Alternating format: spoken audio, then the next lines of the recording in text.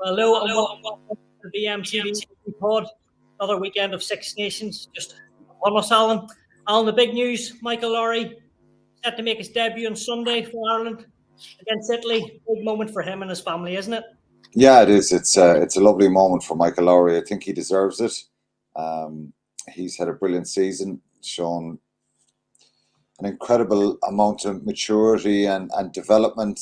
We always knew that he was, incredibly dangerous with the ball and such a stepper and really quick. But I think his all-round game has been superb. He's fielding under the high ball. He's kicking out of hand. Brilliant talent, and it's great to see him get a shot at international level and get his just reward. Matt, he's electric, isn't he? Yeah, it's great selection. I think the whole team's a very, very positive selection. The selection that Irish rugby's been lacking in the past with the eye on the World Cup. We can talk more about that later, but Michael's selection I think is fantastic because the answer is what happens if Hugo Keenan falls over? Who's Hugo's backup? And if it's Michael, which I believe is the correct decision, he needs game time because he's zero at the moment, and we're only 16 games away from a World Cup. So I think it's a really good selection. Everything Alan said is right. He's earned it from his play. He's improved. It'll be really interesting on his positional play at international level. Garbisi, the Italian 10, is a pretty good kicker of the ball, so he'll be challenging him to be in the correct position. We're so used to having good positional fullbacks over the last 20 years, from Gervin Dempsey to Rob Kearney to Hugo. They're all been positionally brilliant fullbacks. But I think Lowry, he offers something else. He's a great runner of the ball, a really exciting player. So I think it's a really good selection. Alan, Matt says there he offers something different. He'll want to get the ball in his hands early, won't he? Yeah, he will, and I think it's a good opportunity for him. Italy will certainly try and make it difficult for Ireland and try and frustrate them in a sense that people have been writing them off. Kieran Crowley has made 3 changes to his side that lost to England. I think there's been a lot of negativity around Italy, but the Irish players coming in, I think, will come in with a lot of enthusiasm and want to do well and want to perform and take their chance and their moment. It can be a ruthless place, international rugby, and I really hope it goes well for Michael Lowry because he's someone who can offer something really different, a little bit like Jason Robinson did for England. And I just think he's a stepper and a really good footballer and an intelligent player as well. And I just think it's brilliant that he's getting this opportunity. But, you've got to do the basics well first, and that'll be, he'll be tested by Garbisi, as Matt said, and you've got to make your tackles and do that sort of stuff. And, Ireland, in the history of me playing against Italy and being involved in sides that have played against Italy, you've got to earn it as well. The times you think it's just going to be easy and it's just going to happen, Ireland have to do that and give Italy the respect that's required on Sunday. And then if someone like Lowry, James Lowe, Mac Hansen, if they get enough of ball, they can express themselves and be really dangerous. Matt, if we look at the other selections there, Joey Carberry, he gets another shot at 10, which that's big confidence for him. I know Johnny Sexton is on the bench, but Joey will be pretty happy with that. Yeah, again, a really good decision from the Irish staff there. Andy Farrell deserves a lot of credit for the bravery of this selection. Joey's only started, he's got 29 caps. He's only started 3 times against a Tier 1 nation. Now, Italy's not a Tier 1 nation. They're ranked 14th in the world. But this would only be his second Six Nations start. Big home crowd, big occasion. And that's what players have to learn to deal with, especially players in the key decision-making positions like Joey's in at 10. I would have left Sexton out, not because I don't rate Johnny Sexton or anything along those. He's one of the greatest of all times. He's got a hamstring strain, and the old story, when you give him another week, Manu Tuilagi came back into the English squad. Long history of hamstring strains, kept him out all year, came back in the English squad, selected, did his hamstring yesterday. He's out again. So I think it is a gamble with Johnny. I on any playing front. They obviously want to give him a little bit of time to get him ready for England, but there is a gamble there. Starting Joey and give him as much time as possible is 100% the right thing to do. And looking forward, he's got to play in one of those New Zealand Test matches. Must play him in one of those New Zealand Test matches. Again, without doubt, for the long-term view, and let me come back a bit. For me, the great challenge for Irish rugby is winning a quarter-final at the World Cup. No one's done that. So I'm not focusing on this Six Nations. Sure, I want the Six Nations to go well. Ireland are still in it. If France slip on a banana skin, Ireland is still there. But for me, that's not really what it's about. It's about getting Ireland to the point where they can win quarterfinals. And if you're going into a World Cup with Johnny Sexton, which they should and they are, and he'll be 37 by then, you're going in with a 36, 37-year-old out half, there's a chance that he's going to do exactly what he's done, which is pull a hammy or get some slight injury that'll keep him out for a big game. And that might be a quarterfinal. It might be South Africa in the pool stages or Scotland in the pool stages. And therefore, his backup needs to have as much time as possible in big games to get them ready. And I think this is a very, very good selection. Al, do you agree with Matt? Are you happy that Joey gets another crack and start? Yeah, I am. I think it's look, the last time Ireland came up short of the World Cup, I think everybody said that they peaked at the wrong time. You don't choose to peak at the wrong time as a sports person. You try and, particularly at international level, you try and win every game, and that's the name of the game, really. Ideally, though, you want to be in good shape when you go into a World Cup and have lots of depth in lots of different positions. And I think that's the key, and Matt will know this as a coach. Ideally, you want 2-3 players in every position, because invariably you'll have some injuries, you'll have some loss of form and stuff like that.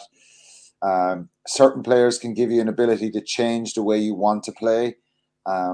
So that's really important going forward. And I think not just with Joey Carbery, I think, and in fairness to Andy Farrell, he started this process right when he took over. I think he's capped up on mid-teens or even more. I don't know the exact number. There could be even 17 or 18 players that he's capped.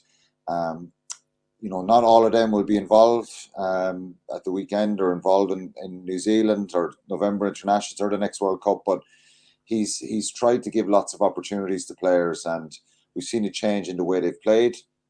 And part of that process, the most kind of telling part of that process is to try and get more depth at fly half and get more, the likes of Carbery playing more games at top level.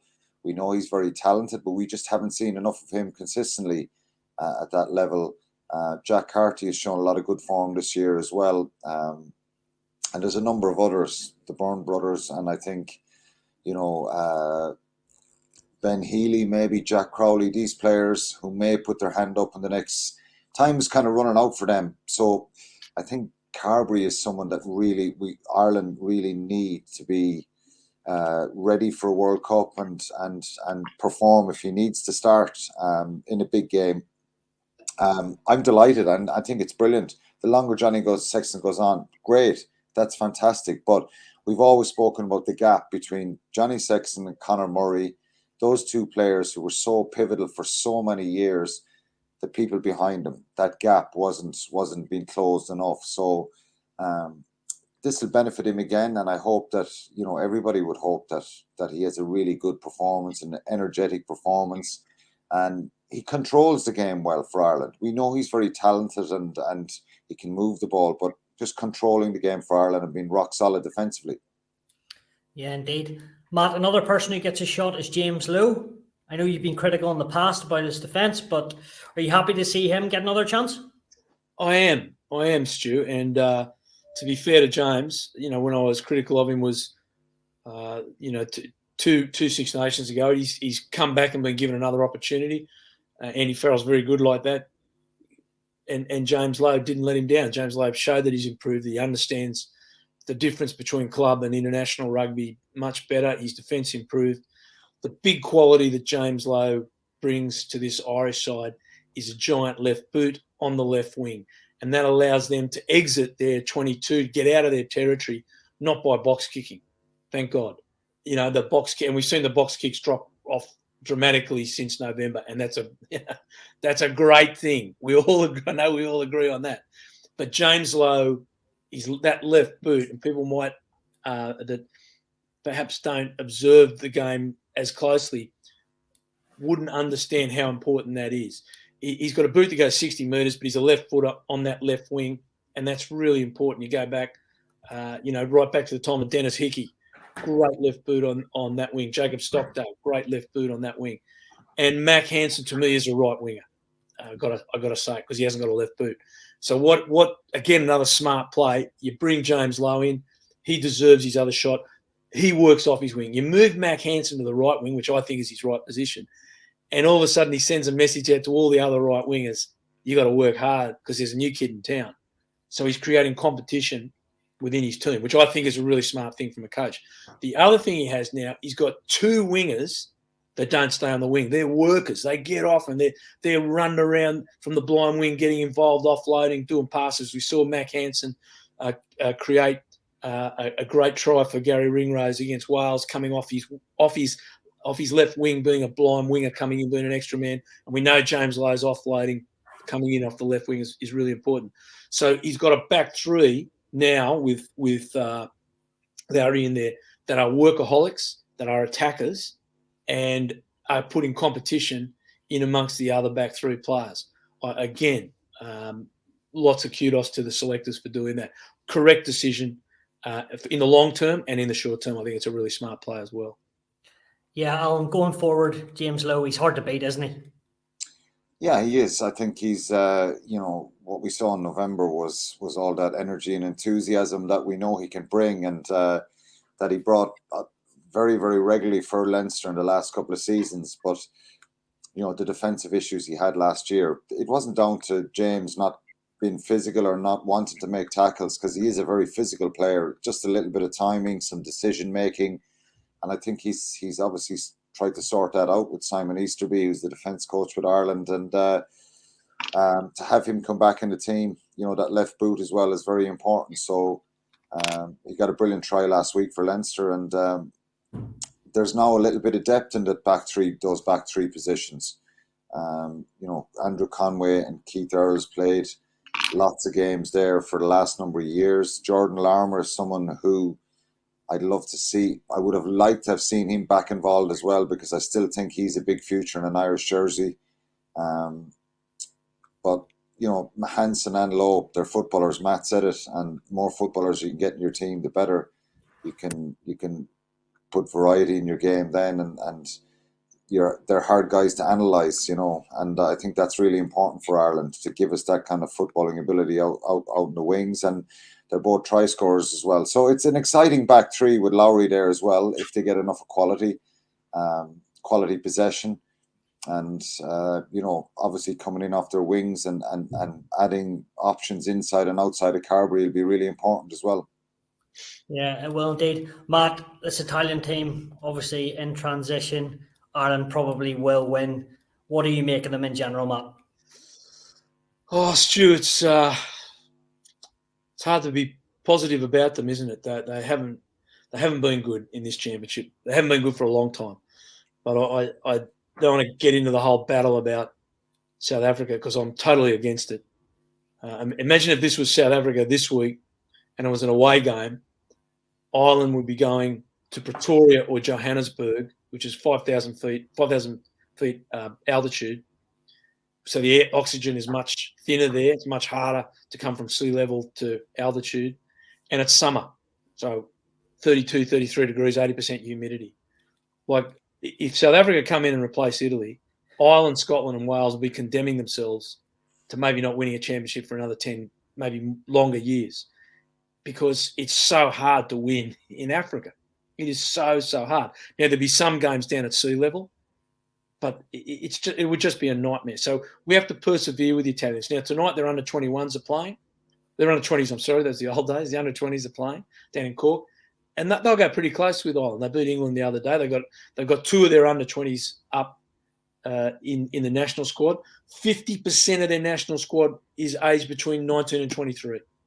So Conor O'Shea and Steve Abboud, two Irishmen, went there 4 or 5 years ago, and set up these systems, and they're coming through now. And the idea was to get guys ready for 2023, but to be good for the next World Cup, which I think will be in Australia in 27. Now, the Italians are also pulling themselves apart. New president, he's taken apart some of the academies that Connor and Steve have put in place and sent kids back to their clubs. Madness. So the Italians aren't helping themselves in their structure. But they just, on the field, they're making so many unforced errors. So if you get belted by a big forward and you drop the ball in a great tackle, that's different. Or someone comes in and poaches the ball, that's different. But when you're just dropping the ball, kicking the ball out in the full, missing one-up tackles, they're unforced errors. And we've been saying this, for a long, long time, year after year after year. And it's not a coaching issue. It is the individual responsibility, the non-negotiables that each player has to take on the field. Coach doesn't have to say to an international player, by the way, make your tackles, don't drop balls, don't kick the ball out full, don't run into touch when you got the ball. You don't have to. If you've got to tell that to an international player, that's just wrong. International players have got a responsibility. And the Italians just aren't living up to their own responsibility. And it is a big problem for the competition. Yeah, this Italian team on Sunday, Leonardo Marin, he comes in, starts at 12. He's a youngster. That'll be the first time he plays at inside centre. Do you give them any chance at all? And to win the game, look, it's. I don't think so. You've got to be wary of them finding some sort of form in Ireland underperforming. That's the only chance they have of making it competitive. Ireland will win the game. It's a big moment for Leonardo Marin, a very talented player. He's only 20, 2 days ago. He probably should be playing in the under-20s tonight, but he gets a crack at inside centre. And I think they have a really good coach, and there's a frustration and a disappointment that they're not more competitive, not causing the odd shock here and there, which they did in years gone by. I think they've beaten all the home nations bar England. So it's disappointing that it is what it is at the moment. There's a lot of young players as well in the squad. So the hope is that they come good. We need Italy to be more competitive, and I think talks of them leaving the Six Nations, I think it's harsh on them. I think we need to help them and support them. At times, they've frustrated me a lot, and there is an argument to say, well, maybe there should be a relegation promotion in the Six Nations with the second tier Six Nations, and give other teams a chance to get promoted or have a crack at the top tier. I don't think it's going to happen. The other unions won't agree to that. God forbid Scotland, Ireland, Wales maybe had a bad Six Nations 1 year and got relegated out of it. There'd be absolute carnage then. So let's hope they get better. I think Matt mentioned their 20s. They beat England a couple of weeks ago, which was brilliant to see. Their 20s are actually very strong. They beat Ireland in a friendly back here in December in UCD. So tonight's going to be a tricky game for the under-20s, but we want to see them be more competitive. You don't want to be going to Rome and winning by 30 or 40 points and having all these big scores as well. So they're very, very competitive and abrasive, but some of the skill set has been really poor. Kieran Crowley, I think, is a very good coach. He needs to get his stamp in this group very, very quickly, and unfortunately, they're learning the hard way at the moment. Well, yes, hopefully they do improve. If we move on, big game tomorrow, Matt. England v Wales, huge. Lewis Rees-Zammit actually dropped out of the Welsh side. These are big, big days for both players for England and Wales, aren't they, Matt? They are.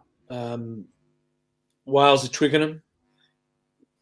It's always the place where Wales like to stand up and give it to the English, and the rest of the world supports them. But England bringing back Courtney Laws makes that pack just all of a sudden you look at that pack and go, oof, that's a bit got a bit more starch to it. And you look at their bench, huge number of caps on the English bench. England without when Manu Tuilagi came in or was announced in the team during the week, I said England, they're going to kill them. Manu out means I think they'll start with the same back line that we've seen the last week against the Italians, which, let's forget the Italians as far as the score goes. The key to England is matching them up front and then shutting down Smith. Now, the Welsh will be a bit better at not giving Smith so much leeway as the Italians did. And I didn't think Smith played well against Scotland. He was far too deep. So it'll be an interesting game as people start to figure Smith out a little bit more, how to nullify him and what not to do. I know one thing you can't do with Smith, you can't take a dummy. If you've got to have two guys on him, and no matter what he does, you tackle him. And it's like Mark Ella, the greatest 10 I've ever seen. If you get near him and he's just passed the ball, you tackle him anyway because he'll get the ball again. He'll get a second touch. And I don't mean foul play or anything like that, but that's what you've got to do. You've got to nullify him and keep his time on the ball out of the game. I still can't see – Faletau's back for Wales. I can't see Wales coming to Twickenham and winning with the team they have. But they've done it time and time and time again. I didn't see them winning last week, and they did. I think it'll be a really good game. Wales versus England at Twickenham. They've just been great games for 30, 40 years. And I think I think Wales will lift, but I think it'll be a better England performance. Yeah, Alan, which way do you see it going? Wales, I suppose we all maybe wrote them off against Scotland, and they won. Are they good enough to beat England on their own backyard? I don't know. I think this English side looks a lot stronger, doesn't it, with Courtney Laws, and I think Don Brandt is a great player. I think he's someone who's incredibly talented, and I think it's he brings a physicality and a size to that team as well. So I think Laws in there and Don Brandt is a big boost for him. Obviously, Tuilagi being back, it's like he's just a game changer, Tuilagi, and I think when I started to see Courtney Laws and Tuilagi coming back, I was thinking ahead to Ireland that all this power will be back for when Ireland played him in a few weeks. But it's a decent England side. Tuilagi would make him so much stronger and give him a real presence there in midfield. So I just think England are probably going to be too strong. But Wales, in fairness, they like going to Twickenham. I heard Liam Williams in an interview during the week speaking about having success there, not being daunted by the crowd.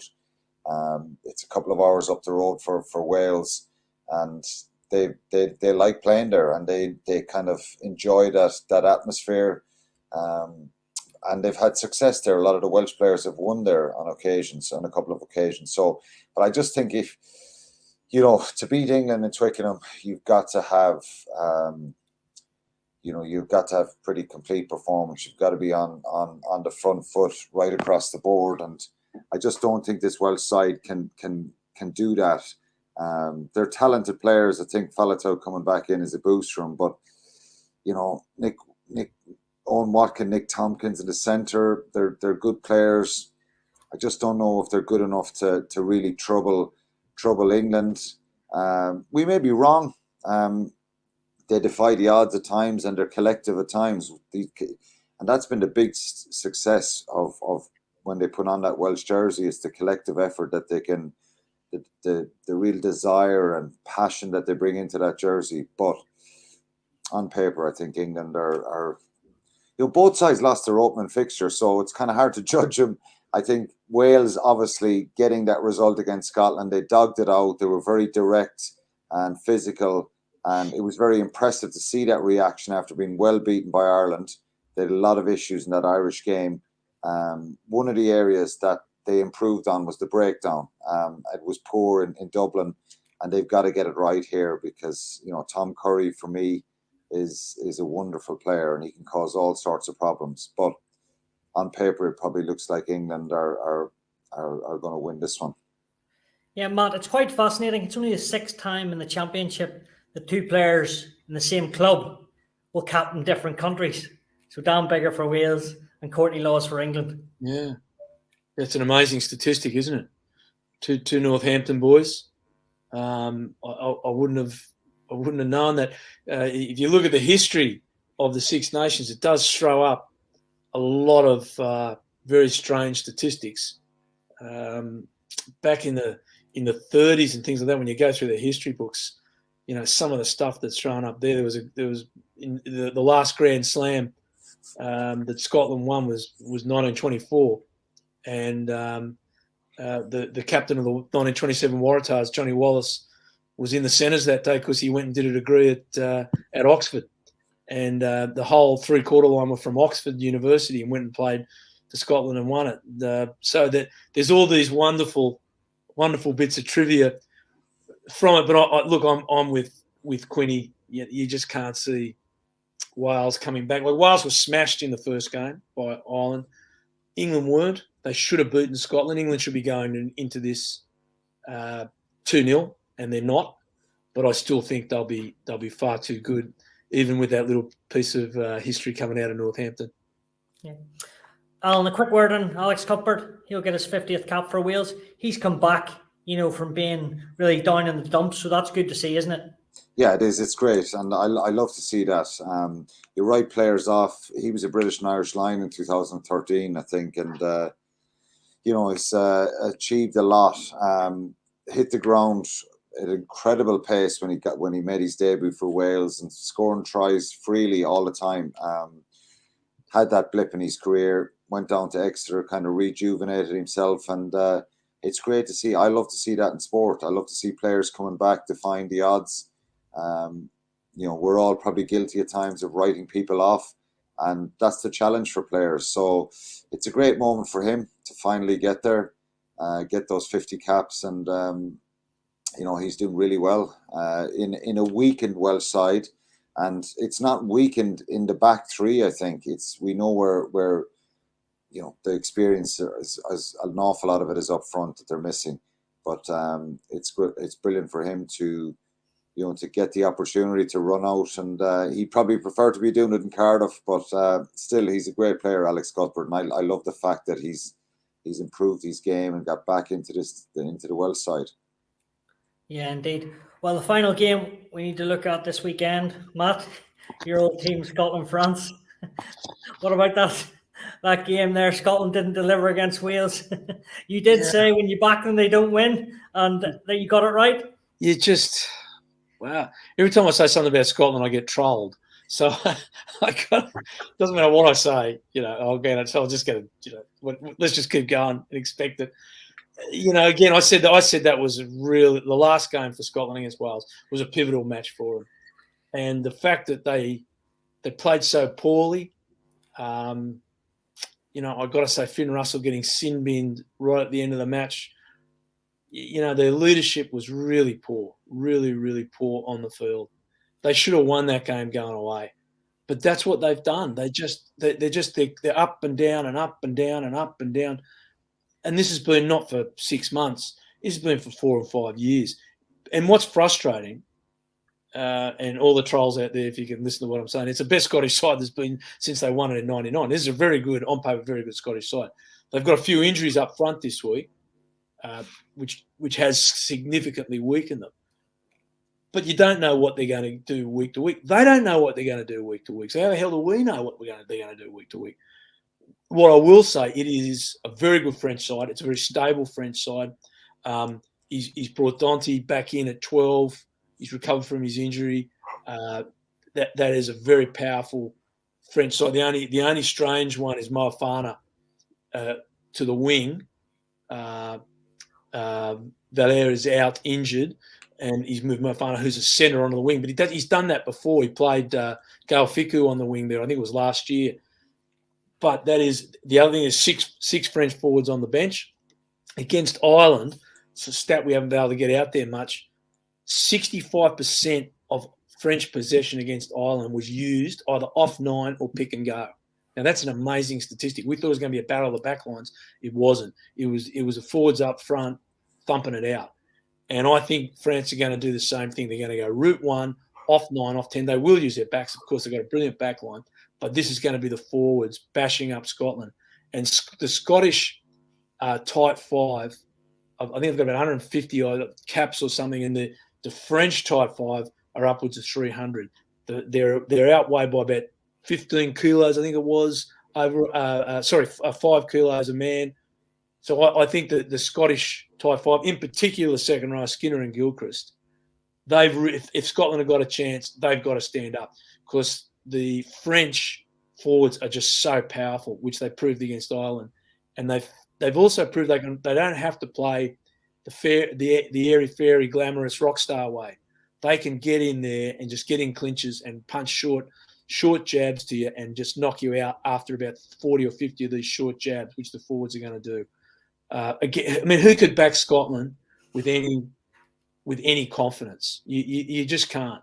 So this tournament is for France to lose, and I think they won't lose on Saturday. I think they'll go to Murrayfield and win. Last part, Stu. Sorry, Quinny. After 2 years ago, when Awards was sent off for throwing a really nice little short right, which in the old days would have got applauded, but he got a red card for it these days.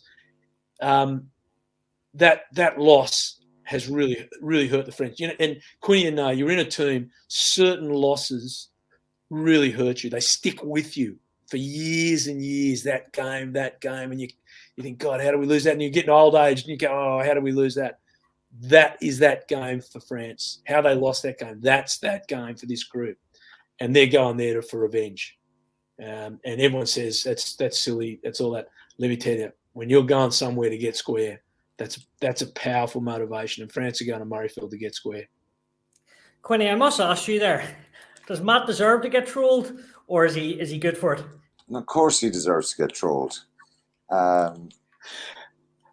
Look, wait till I start on Munster. Wait till I start on Munster. Yeah, exactly. Yeah, no, it's part and parcel of the game. Now you have an opinion and you say something, and look, Scott, I think the people sometimes who do kind of come out and challenge you forget the point and the actual substance of the point. You know, Scotland it was more frustrating and disappointing to beat England. They did it last year in the Six Nations as well, and that's the frustrating part about them, is their inconsistency. And you know, obviously when people criticize or you say something that's, you know, was factually true, that Scotland look, people can take an opinion out of everything you say. I think the point Matt was making was about you know, it's time for them to step up to the plate and deliver more consistently.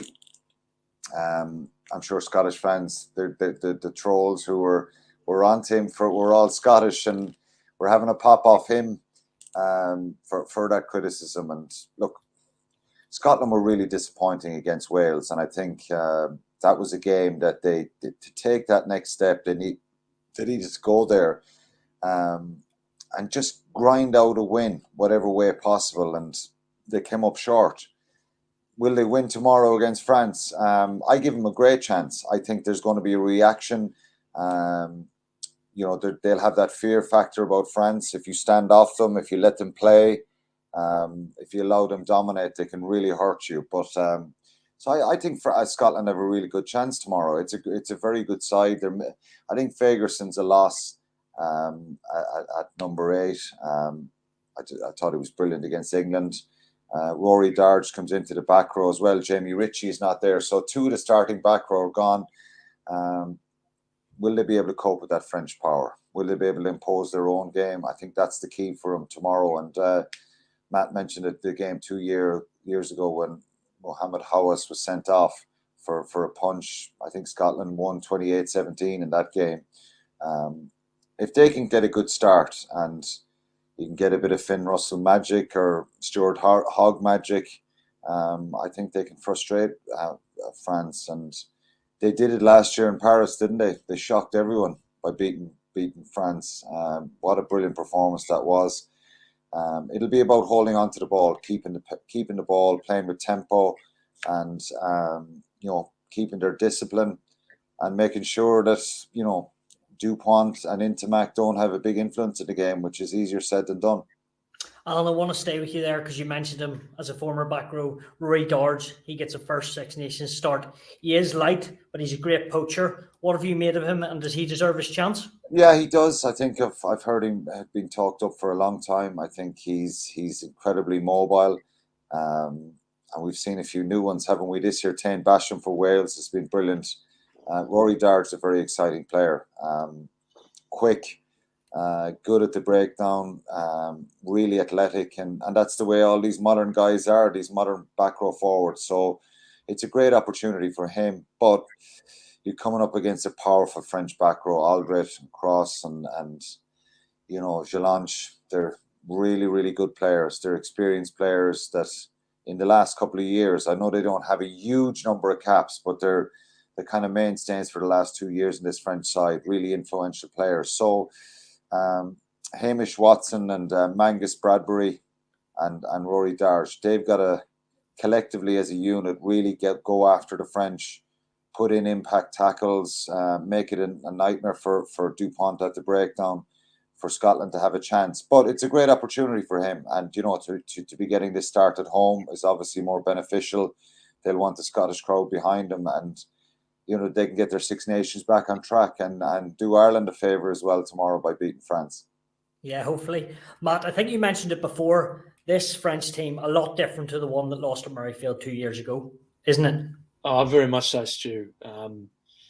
You're so young.